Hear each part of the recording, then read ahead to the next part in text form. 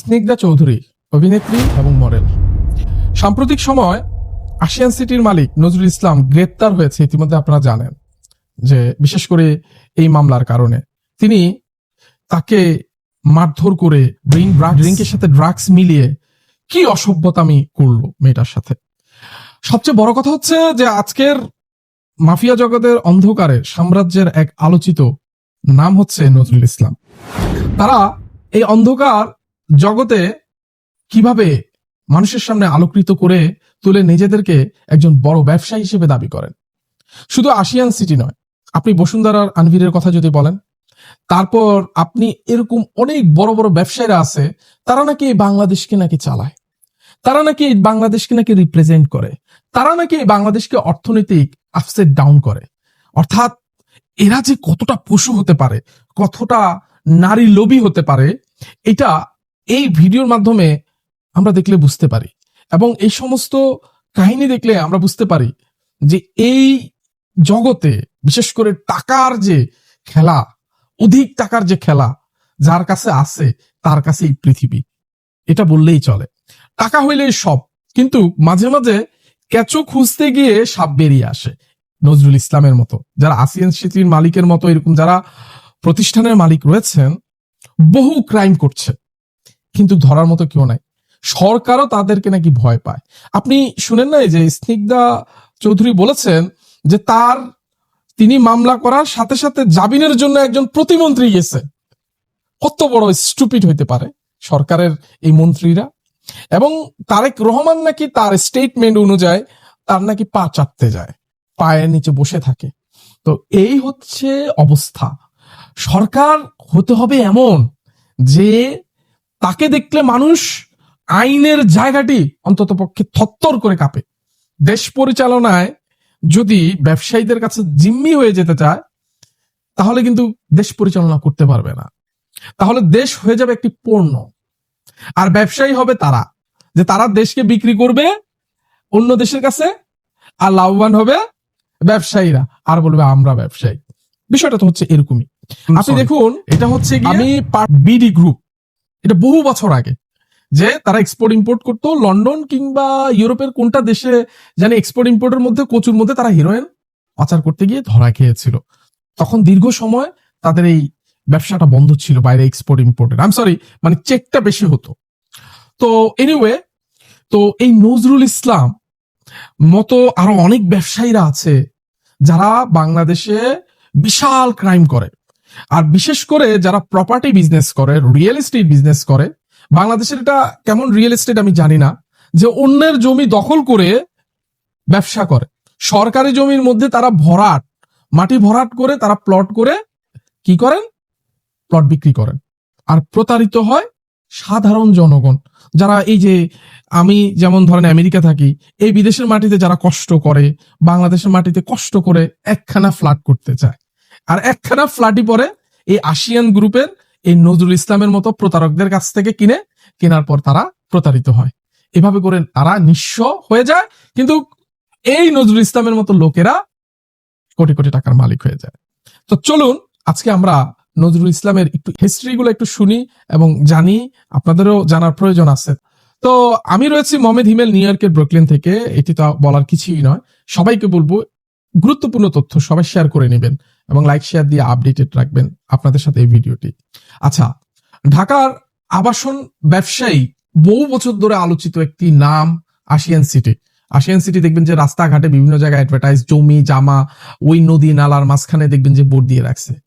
আর এই প্রতিষ্ঠানের ব্যবস্থাপনা পরিচালক নজরুল ইসলাম ভূঁইয়াকে ঘিরেই উঠেছে সরকারি জমি দখল। এটা তো একদম সাধারণ তাদের কাছে, প্রতারণা এটা তো আরো সাধারণ, এবং বিশাল অঙ্কের খেলাপি ঋণের অভিযোগ। এটা তো শুনতে শুনতে তারা এটা কিছু মনেই করে না, আর সংসদে তো মনে করেন তাদের নাম বহুবার উঠে, তারা তো এটা খুব প্রাউড ফিল করে। কিন্তু প্রশ্ন হচ্ছে এইসব অভিযোগের নথিভুক্ত ভিডিও কতটা আছে? কারণ কেউ ভিডিও করবে না, মিডিয়া তো এক নাম্বার দালাল, তারা তো জীবনও তাকে নিয়ে ভিডিও করবে না, কারণ মিডিয়াই তো হচ্ছে তাদের, মিডিয়াগুলাই তো তারা কিনে রাখছে, তো এটা তো তাদের বাপের সম্পত্তি, তারা কি জীবনে এই সমস্ত নিউজ করবে না। দুর্নীতি দমন কমিশনে মামলার তথ্য বলছে ঢাকা ক্যান্টনমেন্টে রাজস্ব সার্কেলের বড়ুয়া মানে বড়ুয়া দক্ষিণ খান এবং উত্তর খান, তারপরে মোজায় প্রায় 7.89 একর সরকারি খাস জমি বালু দিয়ে ভরাট করা হয়েছে। Can you imagine? ভরাট করে ফেলছে। পরে সেই জমি আবাসিক প্লট হিসেবে সাধারণ মানুষের কাছে বিক্রির অভিযোগ উঠেছে। কত বড় হারাম মানে মাদার বোর্ড হইতে পারে। আবার দুদকের হিসাবে ওই জমির বাজার মূল্য প্রায় 100 কোটি টাকা। ওরে সর্বনাশ। অনুসন্ধানে অভিযোগে প্রাথমিক সত্যতা পাওয়ার পর আসিয়ান মানে ল্যান্ড ডেভেলপমেন্টের এমডি নজরুল ইসলাম ভূঁইয়ার বিরুদ্ধে প্রতারণার ধারায় মামলা করা হয়। কিন্তু তবে মামলার অভিযোগ প্রমাণিত হয়েছে কিনা তার চূড়ান্ত সিদ্ধান্ত আদালতের। এখানেই শেষ নয়।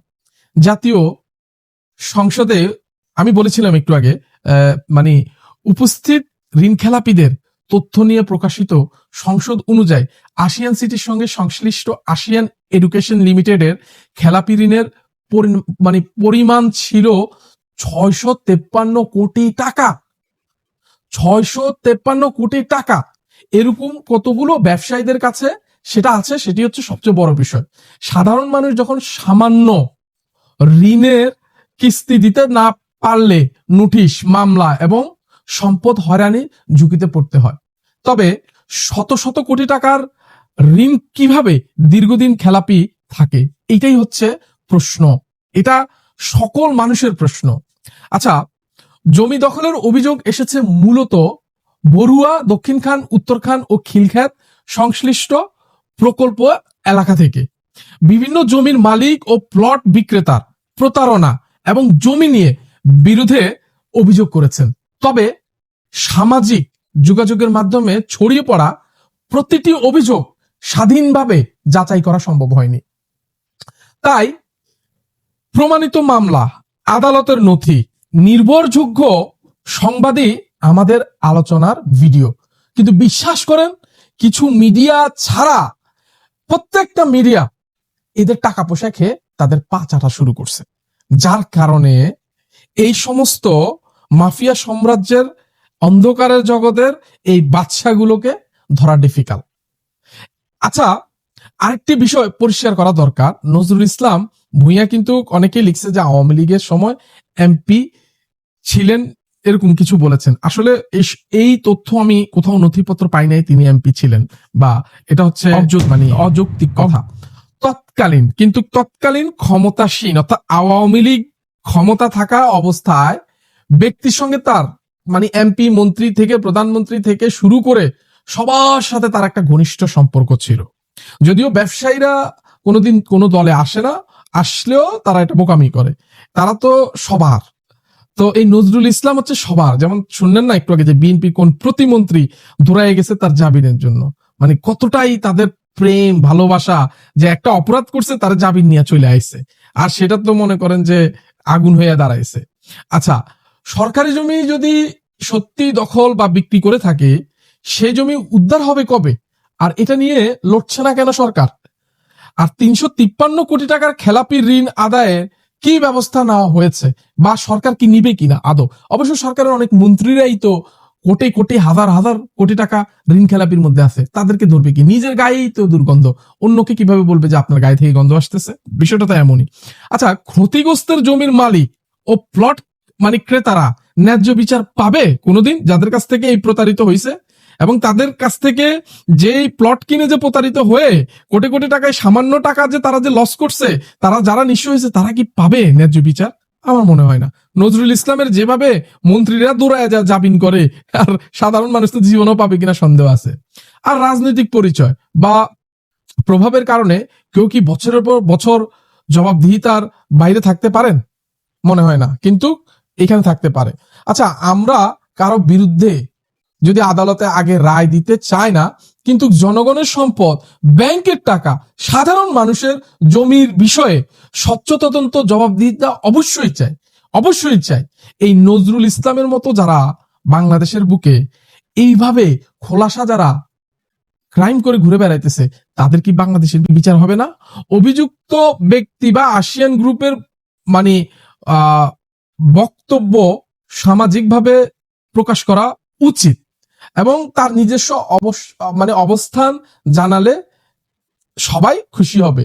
আর তার কাছ থেকে শোনার কিছুই নেই। তারা নৃশংসভাবে, আমি নিশ্চিত বহু মানুষের জীবন তারা খেয়ে ফেলছে, আমি কনফার্ম। কারণ এদের ভাষা ব্যবহার কল রেকর্ডে যেভাবে শুনেছি, একজন মানুষ কোনোদিন এরকম ব্যবহার করতে পারে না। তো আমাদের প্রত্যাশা থাকবে সরকারের যারা মন্ত্রী, এই যে তাকে যে জামিন করাইছে প্রতিমন্ত্রী, তাকে উচিত তারও বিচার করা উচিত। যে একটা জিনিস যে কোনো সরকার কিংবা এমপি মন্ত্রী যাওয়ার আগে চিন্তা করতে হবে যে একজন অপরাধীর সাথে যদি আপনি যদি হাত মিলিয়ে কাঁধ মিলিয়ে যদি কাজ করেন, এই দেশের জনগণ কিন্তু একটা সময় ডেসপারেট হয়ে যাব। দেখবেন যে আপনার আর আইন টাইন আর মানবে না, তাদেরকে যে কষায় উত্তম মাধ্যম দিয়ে দিবে।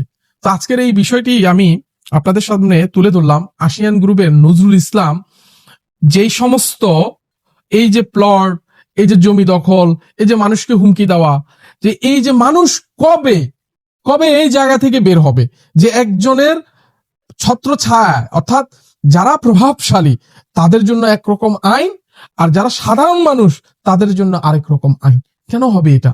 বাংলাদেশের এখন উচিত, সরকার যেহেতু পরিবর্তন হয়েছে, তারেক রহমানকে আমার অনুরোধ থাকবে, এই ধরনের অপরাধকে যদি দমন করতে হয় আইনকে আরো শক্ত করতে হবে। আর শ্রীলং সালাউদ্দিনের কথা কি বলবো, তারপরেও বলবো স্বরাষ্ট্রমন্ত্রী, আইনমন্ত্রী, এদের বিরুদ্ধে কঠোর অবস্থান নেবেন, যেখানে কোনো রাজনৈতিক দল এবং কোনো অবস্থান যেন তাদের পাশে যেন না দাঁড়ায়। এটাই থাকবে আমার শেষ বক্তব্য প্রতিটি মানুষ, প্রতিটি সাধারণ মানুষের জন্য আজকের এই ভিডিওটি। তো আপনার কাজে না লাগলেও এই বক্তব্যটা অন্যদের কাজে লাগবে। আপনারা যত বেশি শেয়ার করবেন, কোনো না কোনো ভাবে সরকার এবং চাটুকারিতার দলের চোখের সামনে এই ভিডিও পড়বে, আইন শৃঙ্খলা বাহিনীর সামনে ভিডিও পড়বে, কিংবা কোনো আইনের লোক সহ যারা বিচারের ব্যবস্থায় রয়েছেন তাদেরও পড়বে। একদিন তারা বুঝতে পারবে, একদিন তারা এই কথা শুনলে হয়তোবা তাদের মন এবং অন্তর পরিবর্তন হতে পারে। আমরা সেই প্রত্যাশাই করব। তো মোহাম্মদ হিমেল সবাই এই ভিডিওটি শেয়ার করবেন। আমি জানি এটা অনেক বড় একটি ভিডিও, কিন্তু অনেক ইম্পর্টেন্ট একটা ভিডিও, যেটা জাতির সামনে তুলে ধরাটা খুবই জরুরি ছিল। যাই হোক, সবাই শেয়ার করে নেবেন, লাইক দিবেন, কমেন্ট করে আপডেটেড রাখবেন আমার এই ভিডিওটি। আজকে এখানে ভিডিওটি শেষ করছি। ধন্যবাদ।